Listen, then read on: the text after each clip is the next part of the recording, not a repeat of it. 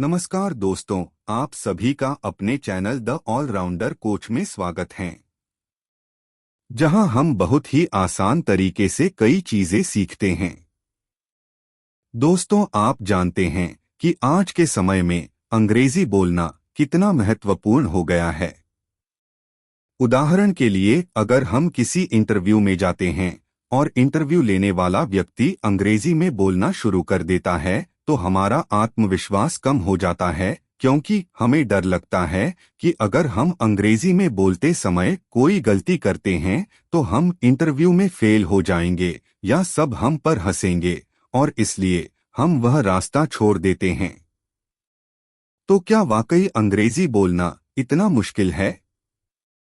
बिल्कुल नहीं। इसके विपरीत मैं कहूंगा कि अंग्रेजी जितनी आसान कोई भाषा नहीं है।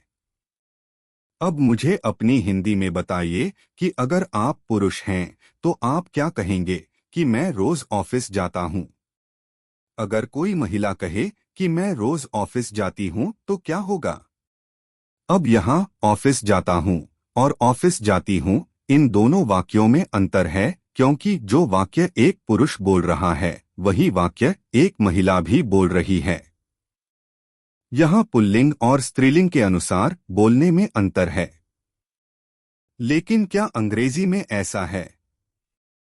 अगर कोई पुरुष यही वाक्य अंग्रेजी में बोले तो वह क्या कहेगा? I go to office every day. और अगर कोई महिला यही वाक्य बोले तो वह भी कहेगी I go to office every day. लेकिन फिर भी हम अंग्रेजी में बोलने से दूर भागते हैं।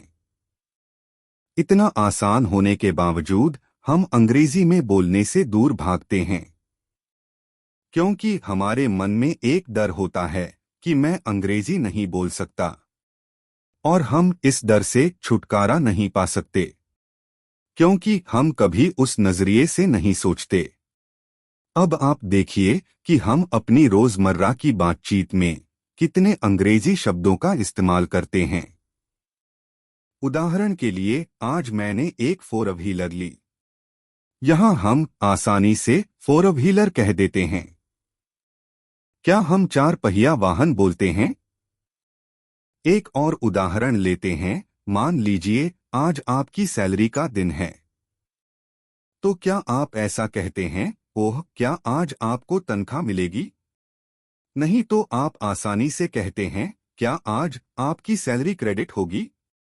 अब सैलरी और क्रेडिट यह शब्द हिंदी तो नहीं है। तो अगर आप हिंदी बोलते समय कई अंग्रेजी शब्दों का इस्तेमाल करते हैं तो पूरा वाक्य अंग्रेजी में बोलने में क्या दिक्कत है? लेकिन फिर भी आप नहीं बोलते हैं। अब अगर किसी को अंग्रेजी पसंद नहीं है तो वह अलग बात है, लेकिन अंग्रेजी में न बोलने का कारण हमारे मन में बैठा डर है। लेकिन अब आपको परेशान होने की जरूरत नहीं है, क्योंकि मैं आप सभी के लिए एक ऐसा कोर्स लेकर आया हूं जिसके जरिए आप बहुत आसानी से अंग्रेजी बोल सकते हैं। और इसके लिए आपको कोई किताब पढ़ने या खरीदने की जरूरत नहीं है। आपको कलम और नोटबुक लेकर लिखने की जरूरत नहीं है। आपको बस सोचना है कि आप क्या कह रहे हैं या क्या कहना चाहते हैं, और उन वाक्यों को अंग्रेजी में बदलकर खुलकर बोलना है। लेकिन अब आप अपने मन में आए वाक्य या अपनी बात को अंग्रेजी में बदल सकते हैं। क्या करें? यह सवाल तो आपके मन में भी जरूर आया होगा। इसके लिए मैं कुछ वीडियो लेकर आ रहा हूं, जिसके जरिए स्टेप बाय स्टेप आपके लिए अंग्रेजी बोलना बेहद आसान हो जाएगा।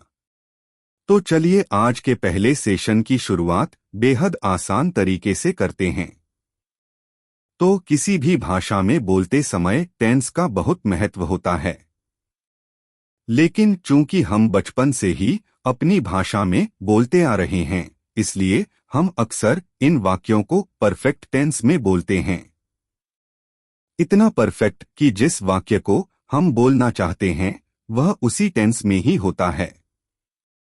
हम बोलने के इतने आदी हो जाते हैं कि समय का ध्यान रखे बिना ही बाकी टेंस बोल देते हैं। अब अंग्रेजी बोलते समय हमें यही करना पड़ता है।